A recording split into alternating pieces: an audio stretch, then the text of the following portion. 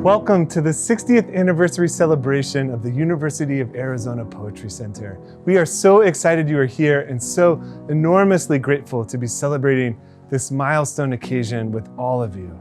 It's not every day an effort devoted to poetry turns 60. Most poetry organizations, as many of us are well aware, don't make it that long, though the art form is indisputably one of our most essential and durable. It's all the more remarkable that the Poetry Center has not only survived 6 decades, but it has positively thrived. Thanks to excellent stewardship from many generations of staff, to incredible support from the College of Humanities, to many university and nonprofit partners, collaborators, like our friends, the Humanities Seminar Program, and most of all, to the community we serve and rely upon. As a leading public-private partnership between the University of Arizona and the broader community, I often call the Poetry Center a national park for the imagination. I know of no other place in the world where you can be in the physical presence of more than 5 million poems. It is one of the greatest repositories in the world of our best uses of language. Dynamic and evolving, the Poetry Center is truly a living archive, a place that documents and celebrates an incredible history while supporting the makers, the poets, and the ongoing work of becoming that is embedded in the art form itself. Welcome to the 60th anniversary celebration for the University of Arizona Poetry Center. It is a thrill to be celebrating with you all this evening. We hope you'll let us know you're here by using the chat function this evening. Leave your celebratory wishes, tell us a story about your memories of the Poetry Center, and connect with friends. If you have the gift box that was sent in the mail, we hope you'll keep it close by. There are a few supplies we'll use together this evening. And here's what you can expect. We'll be together about an hour, and in addition to some special toasts from guests, we'll hear from a range of contemporary poets, both their well wishes and also their thoughts on the future of poetry. But first, I'm excited to share the origin story of the Poetry Center and begin with the very special welcome from Joy Harjo. Here's our story. In the 1950s, writer and philanthropist Ruth Walgreen Stephan began visiting Tucson. She often stayed and wrote in a cottage on Highland Avenue near the University of Arizona campus. Through her fondness for Tucson and her love of poetry, she decided to present the property to the university to create a poetry center. On November 17, 1960, renowned poet Robert Frost arrived in Tucson by train to read at the dedication of the new center. It was an auspicious beginning and the occasion we celebrate today. The university soon purchased the bungalow next door so that there would be a place for the library and another for visiting writers who came to read. The efforts of early directors, including Laverne Harold Clark and Lois and Richard Shelton, would put the Poetry Center on the literary map of America, as writers from around the country and the world traveled to Tucson to read at the Poetry Center, and the collection of poetry books continued to grow. In the late 1980s, when the Highland Avenue cottages were demolished to make way for the widening of Speedway Boulevard, the center moved to 3 small bungalows on Cherry Avenue. Through the 1990s, under the direction of Allison Hawthorne Deming, the Poetry Center continued to flourish, so much so that the university and community, through the support of people like Helen Schaefer, came together to partner on creating a permanent home to house what has become one of the country's largest collections of poetry and thriving literary centers.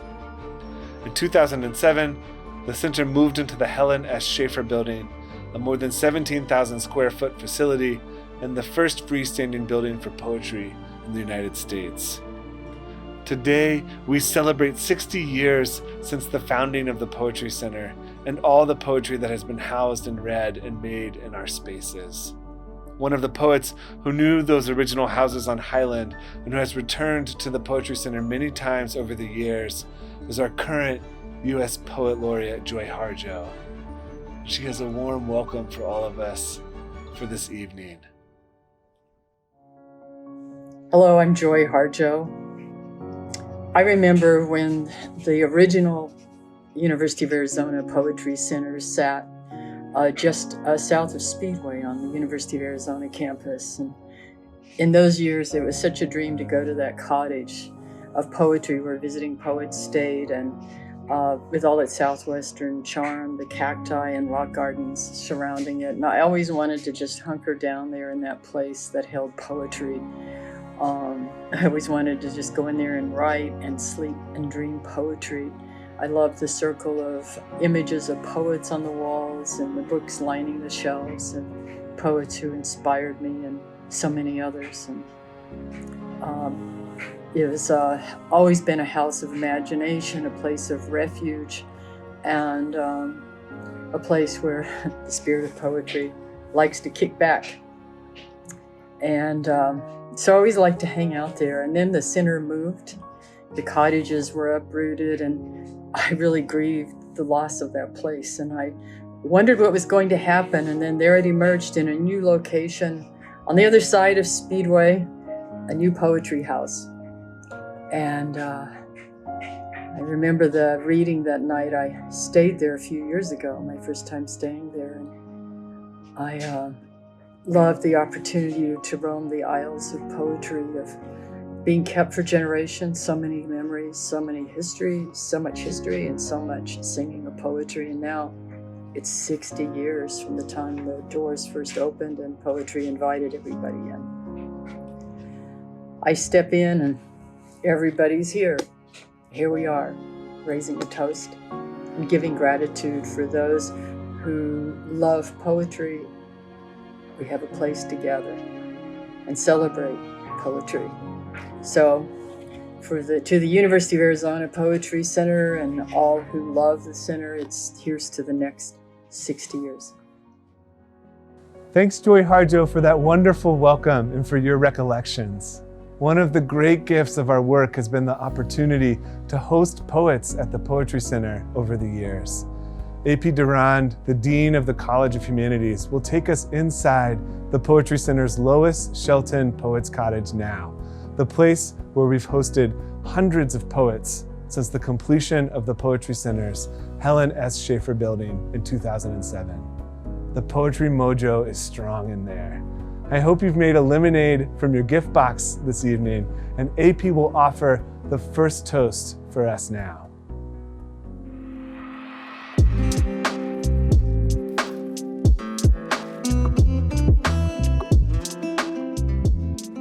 Hello, my name is A.P. Durand. I'm the Dean of the College of Humanities, home of the Poetry Center at the University of Arizona. I would like to welcome all of our supporters and friends of the Poetry Center, and I invite you to join me in raising your glass to 60 wonderful years at the Poetry Center. Happy anniversary!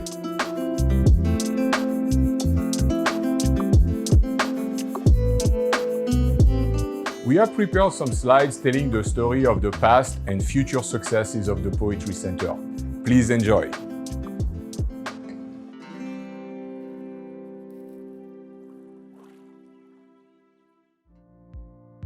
With the event this evening, we celebrate the conclusion of our 2020 strategic plan, and we are excited to highlight some of our successes from this strategic effort. We met and exceeded many of our goals to build our fiscal strength and support the Poetry Center's ability to fund our mission. These gains give us new resources to fund programs, accommodate opportunities and growth, and provide stability for long-term planning. Highlights include our program endowment, which met our initial funding goal through the contributions of so many, and our Art for Justice grant, the largest grant in the center's history. Another way to think of our fiscal strength goal is to imagine it as our effort to fund poets and poetry in the ecosystem that supports the art form. These resources become honoraria for poets and teaching artists. They support booksellers and bookmakers.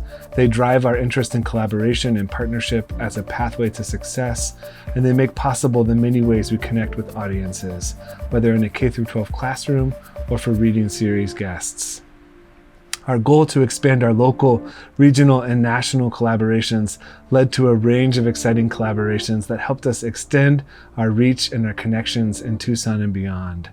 One highlight was the Woven Words project, which featured more than 30 poetry installations throughout the grounds of the Arizona Sonora Desert Museum. When visiting, be sure to ask for the poetry map to take the poetry tour of the Desert Museum grounds. You'll see the richness of the Sonoran Desert and the environmental and ecological work of the museum in a whole new way. One of the great highlights of our strategic work is the completion of the Poetry Center's preservation assessment. In 2014, the National Endowment for the Humanities funded an assessment of the Poetry Center's collection and preservation practices. It showed us many strengths, and it gave us a roadmap for some improvements we could prioritize. We're excited to signal that we are near completion, limited only by the pandemic. We've implemented LED bulbs in key fixtures, installed UV filtering window coverings on our exposed east-facing window, purchased and installed compact shelving in our archives room to extend our shelving capacity for the collection for decades, and just ordered new museum-quality display cases to support sharing our most sensitive materials with greater access and preservation.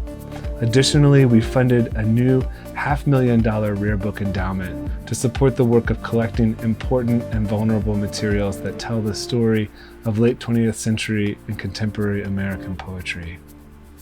Our fully redesigned poetry.arizona.edu website continues to attract new viewers and readers to the Poetry Center with daily blog content, resources for educators and teachers, and access to seminal digital collections, including our audiovisual archive of nearly 1,000 recorded poetry readings, VOCA.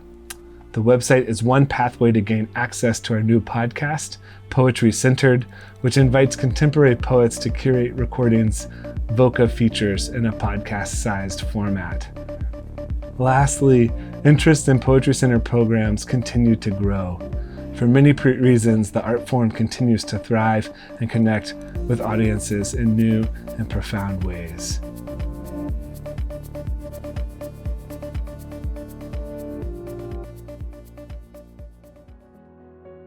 Thank you, AP. There is so much success to celebrate, and we are so grateful to have your support of our community. That's what makes this story possible.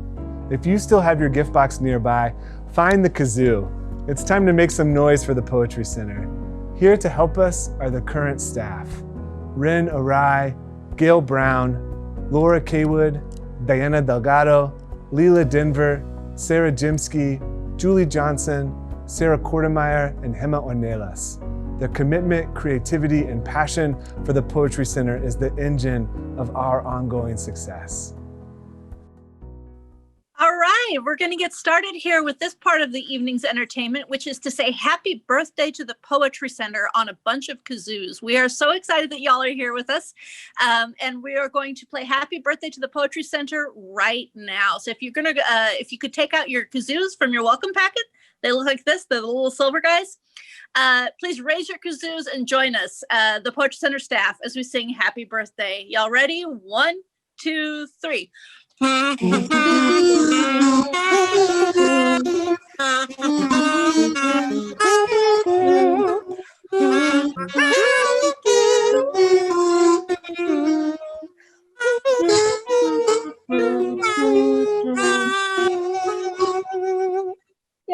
Poetry Center! Happy birthday! Happy birthday.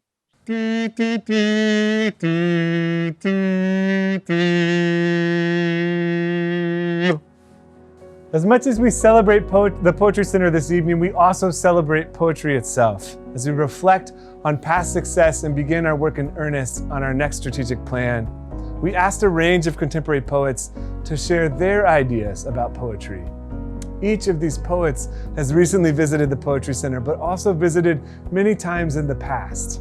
They've read to some of our largest audiences, and they've helped us celebrate other milestones, like the dedication of our building or earlier anniversaries. We asked them what excites them about poetry's future. I think we're living in interesting times, which is both a blessing and a curse. And because of the interesting times that we're living in, we need poetry most of all. So I'm very excited by the new poetry that's coming up and how the poets are the truth tellers in a time of mendacity, in a time of confusion, in a time of name calling and division. The poets are out there in the front line, and we need them more than ever. I look to them when I'm lost and dispirited, when I read the news. I always have a poetry book on my bedside to guide me. I travel with someone else's poetry book with me, especially to lift my spirit. And we're living in a time when we feel dispirited and lost, and the poets are the light in the time of darkness. Yeah, I think as long as we remember the mission of poetry, that we wouldn't know there was such a thing as the inner life, except for poetry, I think. Poetry manifests the inwardness or the innerness of human being. And I think as long as we remember that and keep practicing that, yeah, it'll be okay. Well, I think in order to think about the future of poetry, we have to consider the present. And the present is incredibly dynamic. Poetry is no longer written by stuffy white people in libraries on the East Coast, and it's now written by everyone. All of the communities in the United States have their poetries and poetics and their poets. The emerging poets are coming from communities that were formerly repressed and not attended to, not read, not published. And so we are living in one of the most dynamic times in my lifetime. I'll be 70 this spring, so it's a long life, and I'm thrilled about the present. I think having communication, electronic communication, has helped considerably to democratize the literary world, and especially the poetry world. What we have now, poetry magazines published online that are seen by tens of thousands of people. And in the past, of course, a couple of hundred people would see a print magazine, or maybe 1,000 or 2,000. So there's a wider readership. That readership is international. Poets are connected all over the world now. And it's no longer looked down upon to write politically and to engage the issues of the day, as it was when I was young. So I'm really thrilled at the openness now. In fact, poets are examining all aspects of life, economic and social and political. Poets are engaging climate collapse, the depredations of the environment. And so you can turn to poetry now to learn not only about these issues, but about how they are affecting the human soul and the human psyche, because that is the language that we hear from poets. Going forward, of course, the present generation of young poets has an enormous task, which is to keep poetry alive and lit up. You know, Robert Desnos has a wonderful image of, he said, in the hour of darkness, one bivouacs all over the world. One lights campfires on the mountainside and everyone can see them. I think of poets as lighting each of them, one of these fires on the hillside in the darkness. And we are facing enormous challenges in the next decades. They're almost make it or break it challenges. And so I think poets have a very important role to play to keep the human spirit alive, and also to revivify language.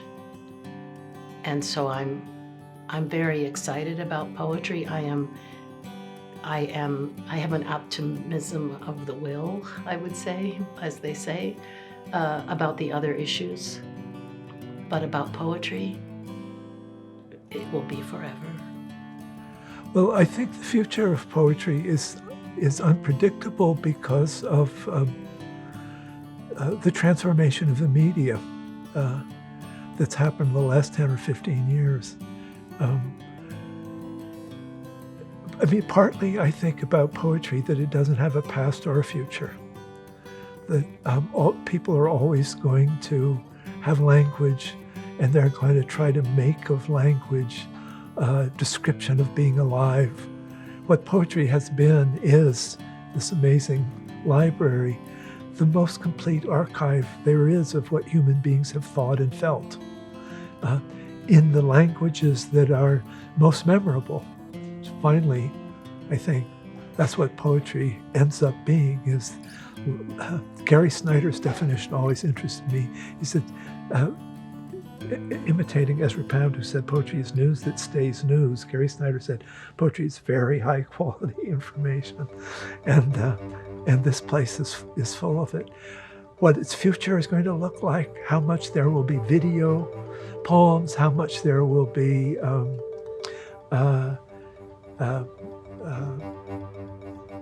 multimedia kinds of poems, how much the audio book will replace the printed book, all of that remains to be seen. What people are going to be writing about.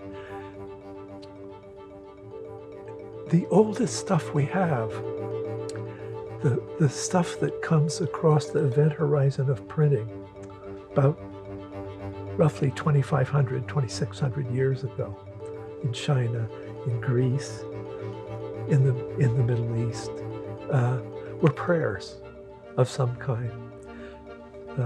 Sappho's prayer to Aphrodite, the songs in the old Xi Ching of collected supposedly by Confucius, peasant songs about getting in right relation to the harvests, the songs to the sun in Egyptian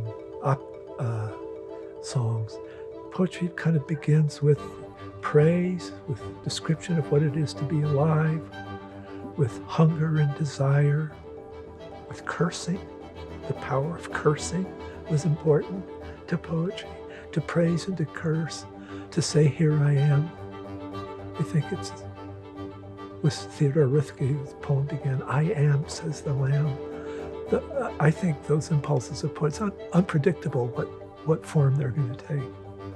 What I know is that they're going to be there and they're not going to go away.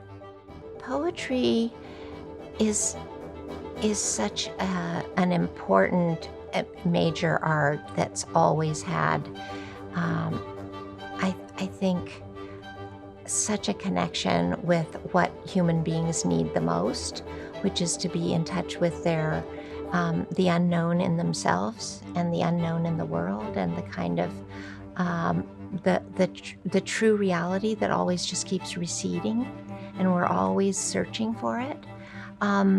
That's one part of it, and also that poetry, is the best words in the best order, one definition of it. So people are always searching for the language of their time and to try to say the best things of their inner search and their outer relationship in the best words in the best order. And so that part of it is eternal. So there's no next, in a way. There's no next in poetry.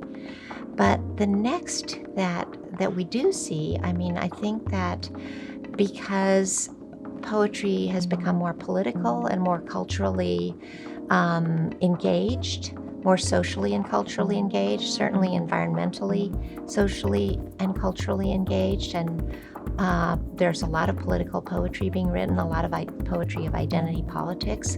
Those seem a part of the evolution of it. Although I think of eco-poetics, for instance, a movement that I'm very interested in, environmental poetry, as being quite rooted in the Romantic tradition and even rooted in symbolist and modernism.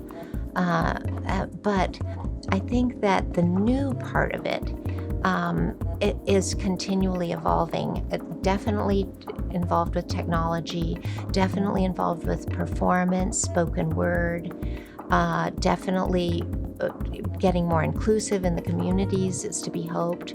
One of my favorite poets is within my view right now, Tongo Eisen Martin, who performs his poetry. The fact that there's so many avatars of it just shows what a big art it is and how commanding it is. I don't feel discouraged about it the way a lot of people say, oh, nobody reads poetry, nobody buys it. Well, it's not true. There are 1,200 small presses that are continually operating. There's so much new poetry coming out, and it's a tremendously golden age for it. And look at this building. People coming with their works of their souls into these presses, and all of this poetry, each of these books has many readers. And so it's not a time for discouragement about poetry. It's a time for great joy. And even though the news is very bad, and the bad news sometimes makes it into poetry, and it should, the news about the art itself is very excellent and will remain so, I think, because it's an eternal art. That's what I think. As to what I think of the future of poetry, or what do I get most excited about regarding the future of poetry, I think probably it would be the unknown, the mystery of what that future might be. I have lived long enough and been writing poems myself long enough to see how many changes there have been, how many new voices have come onto the scene. I've lived long enough to see a lot of voices, at least the people themselves, sort of exited the scene, but their poems continue to be alive. And it's always exciting to see what the chord is that is made by poetry of the past and the latest poetry, and how those two choir together. So I've been excited to see how much more openness there's been in poetry over the decades, who gets to sing all the different previously marginalized voices that are coming more to the fore. And that, of course, has brought an infusion of newness to whatever the established poetry scene was, and that's exciting. And what I expect is that's going to keep happening, and I'm grateful for that. And I also imagine the future of poetry is going to be that it will continue to be the provocation for investigation and further thought, and will be the source of context and consolation sometimes in difficult times, like the ones we're in, but I'm sure there are more difficult times to come, and I'm trusting that poetry will be there for us. Thank you to the Poetry Center for being a symbol of that faith in poetry and its powers. I appreciate it. Thanks. We've just heard from some of our leading voices, and now we're excited to listen to some voices much closer to home. Some of the work we do here at the Poetry Center is stewarding the next generation of poets and voices. And here to share with us are Josefina Cardenas and Abelardo from Barrio Kroger Lane here in Tucson to tell us a little bit about their neighborhood and share some work from writers working there. From Barrio Kroger Lane and Favor Celestial, we thank you, University of Arizona. For your 60 years of anniversary, we congratulate you. But we also thank you for all the work our children have accomplished with your assistance. If it wasn't for Ms. Gemma and Ms. Ren coming all to our barrio to assist our children, and you can see their success. Let me read you some. How to make a fruit salad. Add mushrooms. Chop apples with a knife into 4 slices, and then cut the 4 slices in the middle. Keep chopping them until they get to a small slice. Add apples. Parents, cut cherries, strawberries, and peaches. Add them. This is some of their awesome work. And let me introduce you Abelardo. Abelardo has been chosen one of the grand prize winners in the Living River Awards with Pima County, and he will follow with his explanation of his work. But we also invite you for next year's Barrio Corbelin's 100th anniversary. Thank you all. Tell me about the book, and I learned how to make it. Because like a tree, the luna, I lose it. And I get it like the night to the river. I try to do it, and the lunas, I kind of did like one. And yeah, so I need to make the luna like I have to know what the luna look like to put it in. I put it in. And then I tried to make the river. Because dip in the time, I kind of been like 7, a long time ago. I've been the time of it in 4th grade. But now I turn 7. In June, I will be turning 8, but I turn 7. But let you know, we like this for the teacher to do. And then I have even colorful, not to white and black, and let you know. And yeah, I got put board in because I make trying to get nighttime already. And that's how you do this. And I don't know how it works. I can wait this morning so that it goes. Then yeah. But you love this, and thanks you. It's my pleasure to welcome another now, poet Allison Deming, a former director of the Poetry Center during the 1990s and a longtime friend to the Poetry Center and to our work.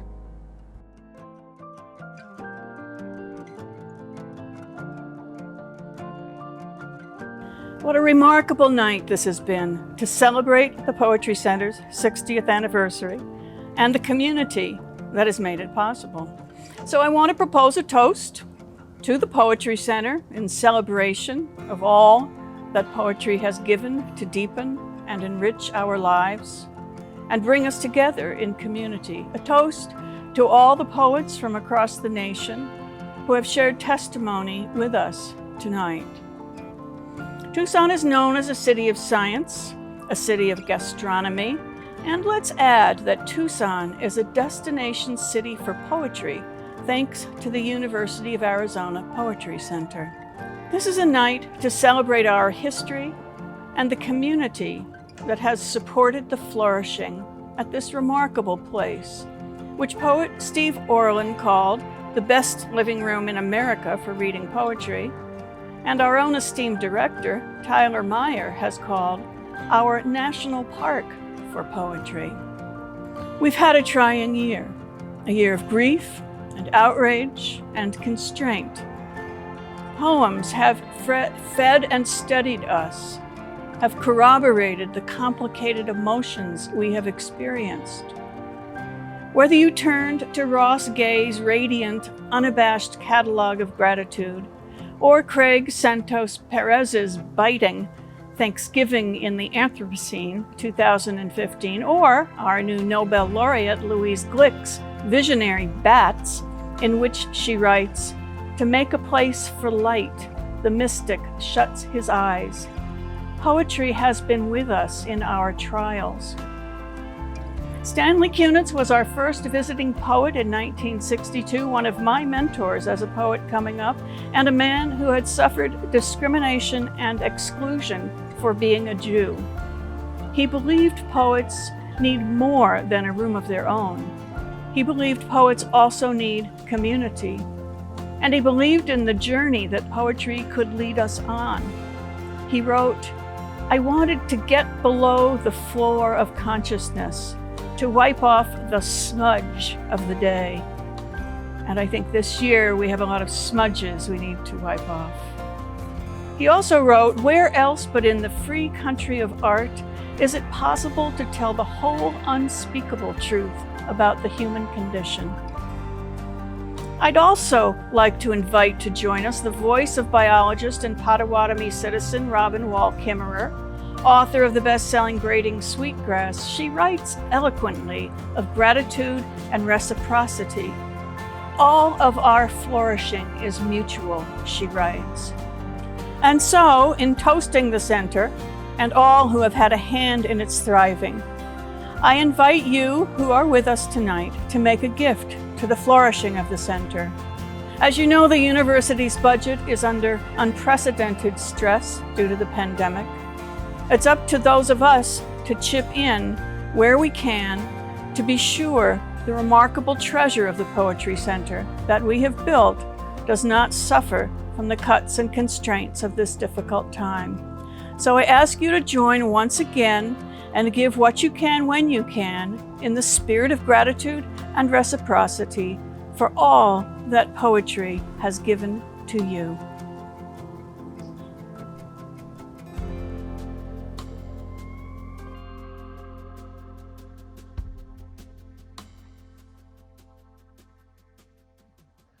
Thanks, Allison. I hope you'll heed Allison's call and join her and myself in supporting the Poetry Center and the exciting work that is to come.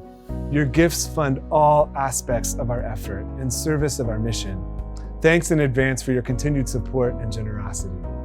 It's my pleasure to welcome Arizona's Poet Laureate, Alberto Rios, a quintessential voice from the Southwest and a longtime friend of the Poetry Center, who's written a new poem on the occasion of this milestone anniversary. I'm Alberto Rios.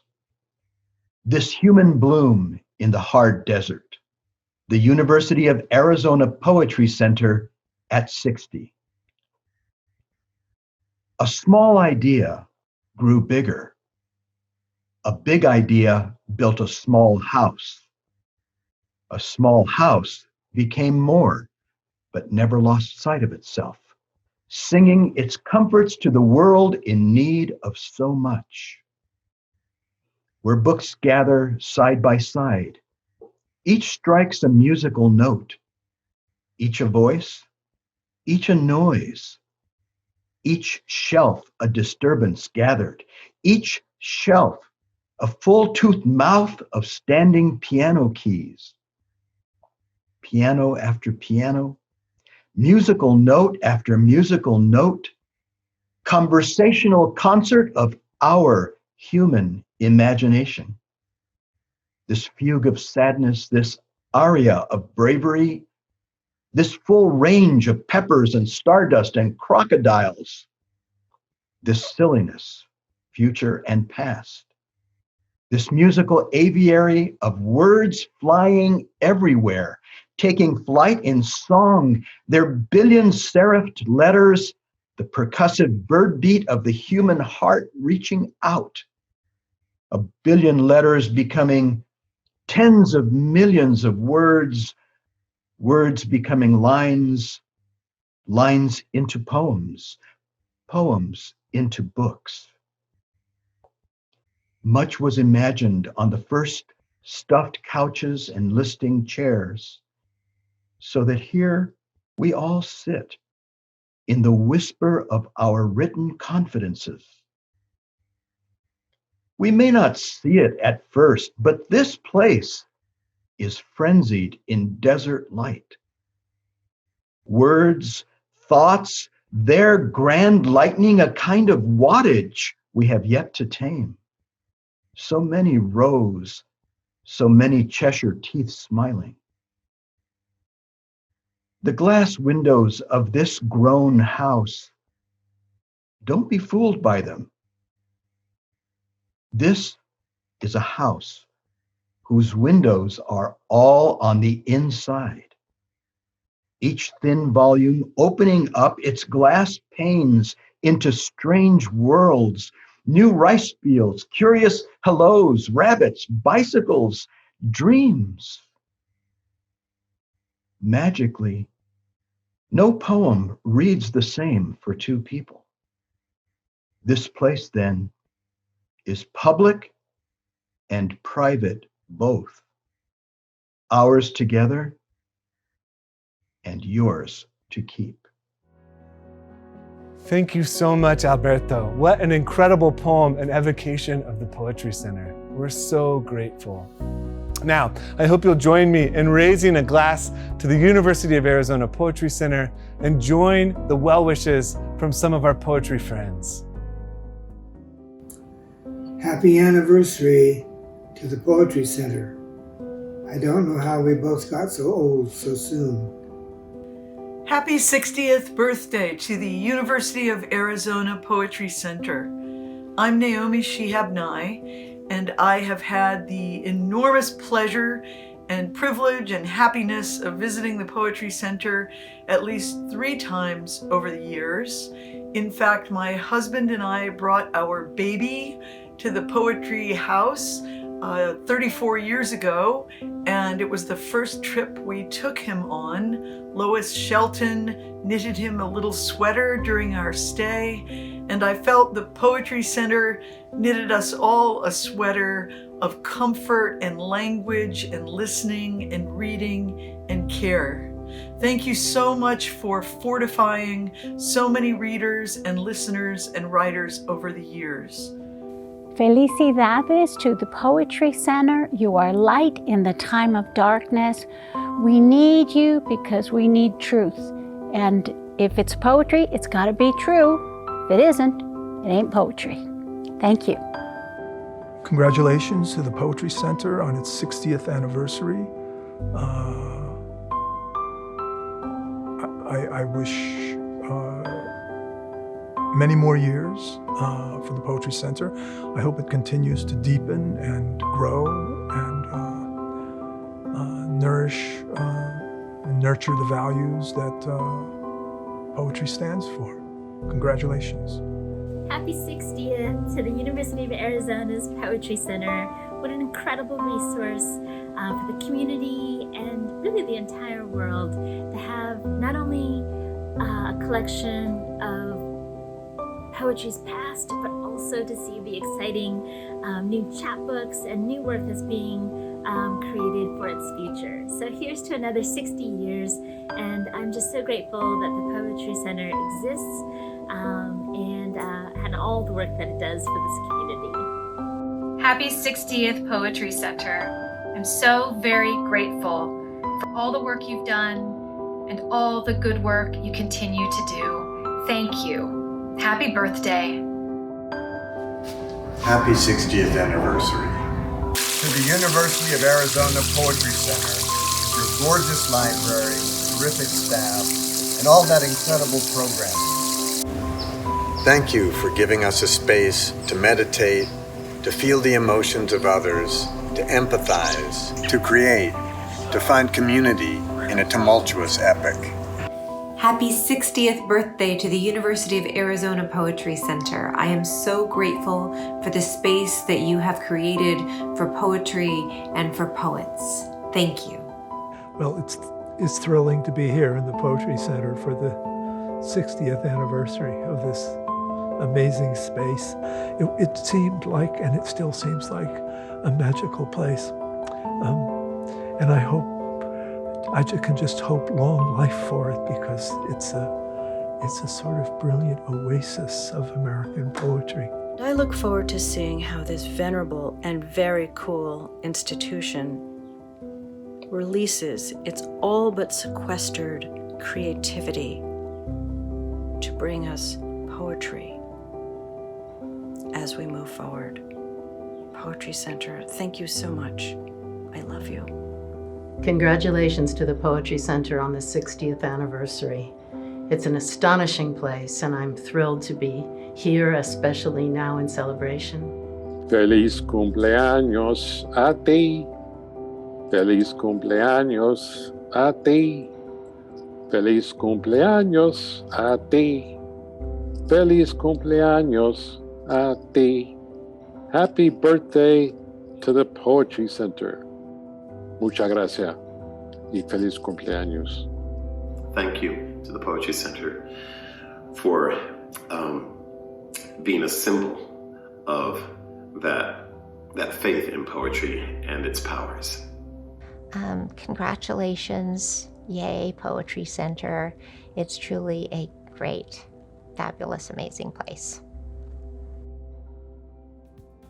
Thanks to everyone for being with us here this evening. Thank you to students and teachers who partner with us to bring poetry into classrooms so that young minds can explore the possibilities of language, how we can shape it and how language shapes our experiences. Thank you to the University of Arizona and to the College of Humanities, who have asserted the value of a place like the Poetry Center for decades, supporting our work as essential to the university and to the college. Thanks to the many talented staff members and volunteers who work constantly to bring forward programs and collections that honor the art form and that connect with Poetry Center audiences, whether here in Tucson or digitally, far beyond. Thanks to the publishers and artists and booksellers who create the materials that we are so thrilled to collect. Thank you to readers who bring poems to life each time they open the world of a book. Most of all, thank you to poets. Thank you for singing, for sharing your experience of the world and all its complexity and wonder. I'm convinced that as long as humans persist, poetry will too. It gives me great hope to imagine a long, bright future for the center. We cannot do this work without you, our supporters, and we're so grateful to have your continued support.